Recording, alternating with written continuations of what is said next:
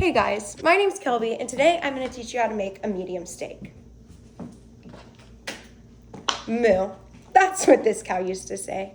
Cooking steak for myself, my friends, and my family makes me happy. I like to cook my own food no matter the meal, so I know exactly what I'm eating and what ingredients go into my meal. It's time to gather the ingredients. The stars of the show today are going to be this steak and these potatoes. I also have salt, this Primetime Butcher's Blend, butter, and rosemary.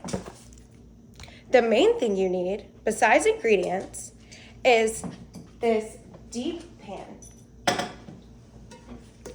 Erin Hutchinson, who has had 10 years of experience in recipe development, requests that you use this when making a steak.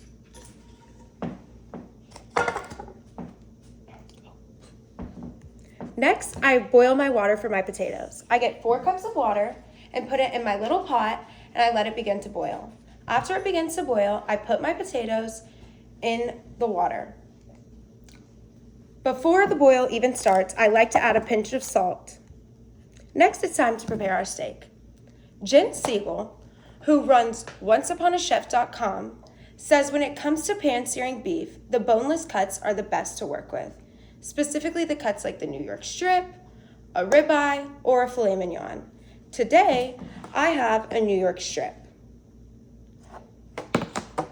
I like to season my meat on both sides with the Primetime Butcher's Blend. When seasoning my meat, I put it on a cutting board and put some oil on it to allow the seasoning to stick. After this, I then turn my pan up to a medium heat and I allow my butter and my rosemary to start simmering. Before putting our steak on the stove, it is important to determine your steak temperature. Mom blogger Megan Miller mentions that a medium steak is the most popular temperature steak, and today we are sticking with the popular trend, making a medium steak.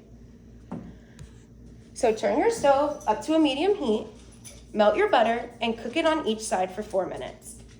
If you want to cook your steak more, to have it medium well, you could do 5 minutes on each side, and if you want to have your steak less cooked, you can do it less on each side for about 2 to 3 minutes to have a medium rare steak. But today, I'm gonna do a medium steak, so about 4 minutes on each side. Once your steak is done, it is important to let them rest. If you don't let your meat rest, then the temperature inside is gonna be different.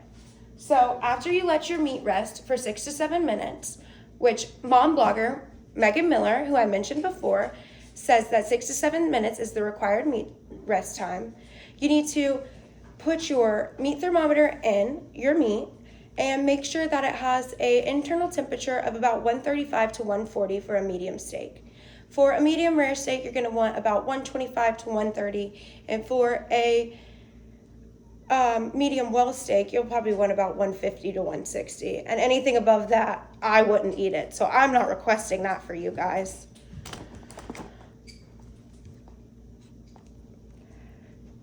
Don't forget to strain your potatoes. Get your pot, strain your potatoes, and you have a lot of different options with your potatoes.